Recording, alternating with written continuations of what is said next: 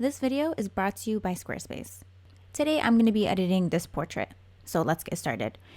I'm in the camera raw window here and we're going to be making a few adjustments before opening it into Photoshop. So the adjustments that I usually make in the camera raw window, I like to adjust the contrast because I find that when it's too contrasted, it makes it harder for me to apply colors in Photoshop. So we're just going to decrease that a little bit. Another thing that I do is I bump up the shadows. You really want to see more of the detail, especially in this picture. We're not really going in here with a game plan, but since do we ever do that in life? You know that one meme where it's like, F it, we're going live? That's literally me. So we're just kind of toggling some of these adjustments back and forth and seeing what looks good, what doesn't. But I do have the ones that like my go-tos. So the blacks, I usually bump them up a little bit. Again, we're just trying to get more of the detail back in the photo. So going to increase that just a little bit. Let's do 5. And then what I'm going to do is increase the clarity just a little bit, +2.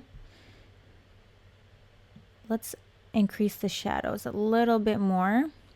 And then what I want to do is go to calibration. I want to see what these colors will do for this photo because it was taken on a backdrop and I don't want it to affect the skin tone too much. So what I might end up doing is actually just toggling these colors towards the end. But I do like this shade of green. You see how it kind of changes up that green tone in the back? I do like that.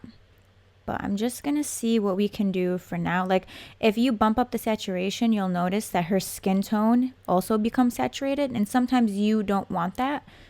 I don't feel like the blue primary is doing too much for us. It's kind of like all over the place here. Usually this is one of my favorite things to use. But again, skin tone, we're not loving this right now, okay? So we're just going to Command Z that. Lastly, I'm going to select Use Profile Corrections because it was creating distortion around the edges. I was using a 24-70 lens. With that lens, you do get distortion. So you'll see a bit of vignetting that was removed. And it just kind of, again, corrects the distortion around the edges of the photo. That's before, that's after. Again, very simple. We're not trying to do too much in the camera raw window. So let's go to Photoshop. I'll see you there. Okay, now we're in Photoshop. So first I'm going to go to Layer, New Adjustment Layer, and then Curves. So we're going to adjust the tonal range of this image. Now I start off by making 2 points, and then I always lift up that first point here, and then the bottom point. And you can see the bottom point here, we have the darker parts of the photo, and then over here, the lighter parts, the highlights. So you kind of adjust it however you want. I always start off small. You don't want to do too much. You want to make it look like a baby roller coaster. See, those are always fun. You don't want to start off the one with like the 300,000 foot drop. You don't want to do that. You always want to start off small, unless you like roller coasters. Well, I do, but I like to, like I said, we'll do the teacups first at Disneyland, and then we'll do the one that drops you down. In the hotel, what is it? Yeah, that's kind of scary. So we have this. And then we want to go to RGB all the way down to blue. So we want to add a bit of color to this as well. Now what you could do, actually, let's do this. Keep this curves layer for RGB that will affect the tonal range, and then make another curves layer just for the color, so that if you like the brightness and contrast, you can keep it as is, and then you always have a separate curves layer just for the color, because this one, as you can see, is going to affect the color. So this just gives you more control over the adjustment layers. There we go. So again, just bumping up the blue a little bit. And also what you can do is if you want to fill in the blacks, you can just bump this up all the way over here. And you can see that the blacks are not now being replaced with that blue tone. So this is also something that you can do. I'm not going to do that right now. See, as you can see here, if I bring this all the way down, the whites are now being replaced with yellow, or the highlights of the photo. So that, again, that's just preference. If you want it to be on the warmer side, you could go this route. I kind of like that. So we're going from blue to red now. I want to add just a bit more color to this photo. Some people actually just color tone their photo using the curves layer, which is great. For me, I can't do that. I need to add like 50 layers, and then I'm like, okay, I guess let's just delete everything. So that's kind of the strategy that I go in with. I'm like, I'm going to end up deleting half of this, but we might as well waste 2 hours of our time. So no, I'm kidding. It's all about experimenting and trying new things in Photoshop. Okay, so we kind of got this going. I feel like there's too much red in this photo though. So I'm gonna just, did I end up not doing anything? Like, did we just not do anything? Okay, so we're at the green layer now.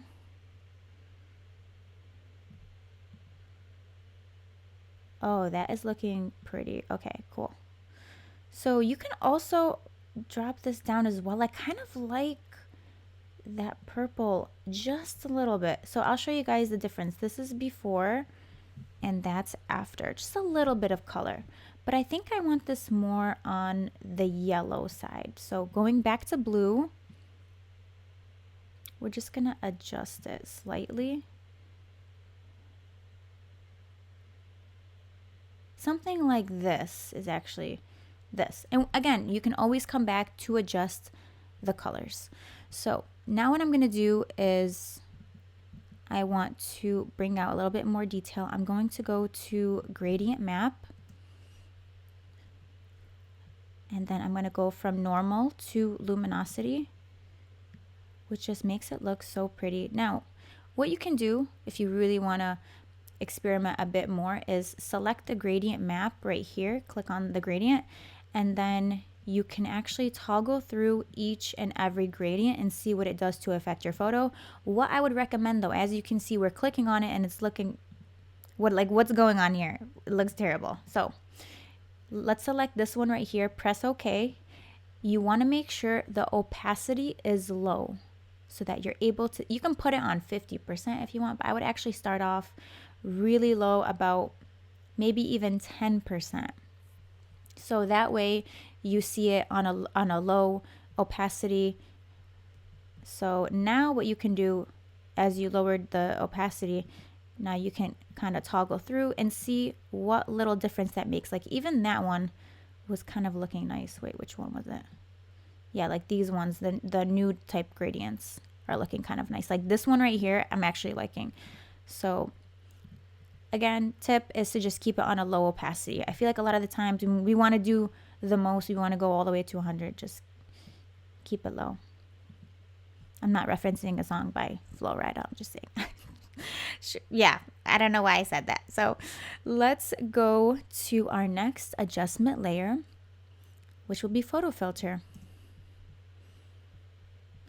And I really like photo filter because it just adds a really nice tone to the picture. And as you can see, there's a lot of different filters here. You can actually switch it up depending on what kind of color toning you want for your image. Like if you want it more on the blue side, if you select the blue, you'll notice it changed the tone of the photo, which I actually really like this, from blue to orange. And if you want to see more of that effect, if I increase the density, you'll see it's a little bit more intense, like the effect is stronger. So just depending on which color toning you want, if you want it on the cooler side or the warmer side. So let's see which I prefer.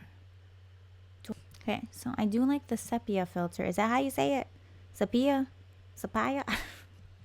So let's keep this one and let's see it before and after. So that's before. That's after. You can see it mostly show up in the wings right here, that yellow toning. So that's looking good. Another thing that I want to do is go to selective color And then what we're going to do is go to the neutrals. And then the black, we want to adjust it and add so much detail. Now you're going to end up with a photo like this. What we want to do is focus on the background. I really love the background toned like that. So we want to make it, well, it already has a mask. See this white box right here? So this is a mask to show where this adjustment layer is going to show.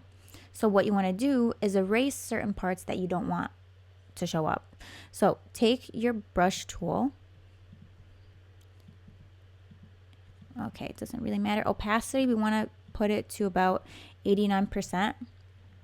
And I'm just simply going to erase with a black brush. So again, the mask is white. So what you want to do is erase any areas with the black brush so that that adjustment layer will not affect it. Okay, obviously like my coloring skills they could be better. I'm not using my Wacom tablet. So this is simply because we want to target the background only. So I'm just erasing that. And it took me a while to finally understand how to use masks. I think that was one of the trickier things in Photoshop to learn. And trust me, Photoshop is very intimidating to learn when you first start. But once you learn the ins and the outs, you can do so much with this program. Not sponsored by Adobe, but hey, how are you? Okay, let me show you before and after. That's before, that's after. So again, we're only targeting the background with this selective color layer. So you can even go more intense with it like this if you want, but we're not going to do that. I just want the background to be more intense. So there it is. And if you want to go in and make finer adjustments, you can also do that. Another thing that you can do is go to the greens and yellows and also adjust the coloring of the background, whatever color you have. Selective color has a wide variety of choices. So I'm just kind of toggling back and forth. I do like this sort of turquoise type of coloring that it makes the background. Was it even turquoise? Look, I don't even know, to be honest with you. Me trying to be fancy, I'm like, yes, turquoise. Absolutely. Love that color. So we got the background going here. It's looking pretty. For some reason, the photo is not popping enough for me. We need some more like contrast, brightness to this photo. I really want it to pop out. So the next thing that I'm going to do, besides adjusting the first curves layer, because the first curves layer definitely made a huge difference, is I'm going to make another selective color layer. And then we're going to do the same thing. Go to neutrals. But this time I want it to affect the model. So what we're going to do is we want to press Command, and then I want to take the selection from the first selective curves mask. So as I'm holding the Command key, you'll see this little square pop up. All we're doing is taking this selection that I just did and then applying it to this mask right here. Or what you can do is literally just erase all over again. You can erase, or you can copy and then, you know, paste it on. Whatever you want, whatever is easier for you. So we're gonna, the selection is still active, and then you want to press this mask button here. And I also just trashed the last mask by just dragging it into the trash can. My favorite part. I love putting stuff in the trash can. It's you know, I live for that, I guess. So we want to press the add layer mask, and guess what? It's going to take that selection, the same thing, and just it's gonna just apply it to this mask up here. So what you can do is press Command I, and then it will invert the mask. So now we have a separate mask on the background, and then we have a separate mask on the model. So you see that? Two separate masks. And again, this just gives you more control over the editing. So the reason why I do this is, what if for some reason I don't want the selective color layer to be so intense on the model? I can adjust that. And also I can add in better tones to her skin without affecting the background. So That's why, that's my pitch. But you don't have to do it. You could do whatever you want. I like how this looks so far. There we go. About 40%. I actually don't mind less of the photo filter. There we go. Gradient map is looking wonderful, doing its job. The curves layer also. And then the first curves layer that was, again, it was the tonal range for the photo. It was a tonal range adjustment. So we have all these things working together in harmony. I love making these editing tutorials to show you how I transform my images and get them ready to be put on my portfolio, which is actually on Squarespace. So I've been using Squarespace for so many years now. It's where I have my portfolio, my image gallery. I have a contact page. I have an about me page. It's basically an all-in-one platform where you can build a beautiful online presence and run your business. They have so many amazing features, not only for photographers, but for creatives in general, or anyone just looking to make a website. So the thing I love about this most is, number one, it's easy to use to update your portfolio, to create pages. There are so many different templates that you can choose from. They make it easy to put things like videos in there. You can have your Instagram feed on there. They also have things like appointment scheduling, where your clients can see your availability, reschedule with you. And again, the biggest thing for me are the gallery features. They have so many different types of galleries that you can choose from. As a photographer, that's super important to me because I want to make sure that I display my work in the best way possible. So you can head to squarespace.com for a free trial. And when you're ready to launch, go to squarespace.com/Jessica to save 10% off your first purchase of a website or domain. Information will be in the description. Get yourself a website to put these images that you're editing. Let's see what else we can do here. Let's go to, I'm like, let's just add more. Why not? We're here. Let's just add things that we don't need on here. Could we do a black and white? Yeah, let's do black and white layer on here. Go from normal to luminosity. And it kind of like, do you guys see that what this does? If I zoom in here, so that's before and that's after. It kind of made the background more vibrant. Just add something to the photo. I don't know what it does. Look, I'm not even gonna try to lie and be like, well, it actually so it inverts the properties of the default tints, and then it does, it just adds something nice to the photo. What you can do also is adjust each color, and then as you can see, it switches up just that color. So this could be also useful. And let's see, I may want to add maybe one more layer to this. Let's add one more curves layer on here.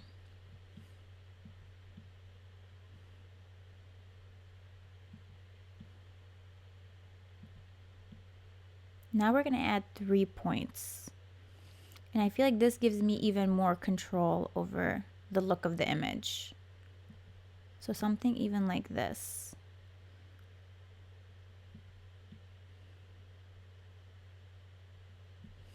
And what you can do is, if you want more of like that vintage type look, you can take the highlights point and just bring it down so that the whites become replaced with grays. That actually looks really pretty. This is a style that a lot of photographers use. You could do something like this, where again you see the whites of the wings, they're now replaced with gray. Or what you could do is bring this up this way and intensify the highlights. So one kind of tones down the highlights and one kind of accentuates them. So it's just kind of like what you like as a photographer. I do like the wings being highlighted a bit more. Okay, we're trying to get back to a good point here, where it's not too contrasted.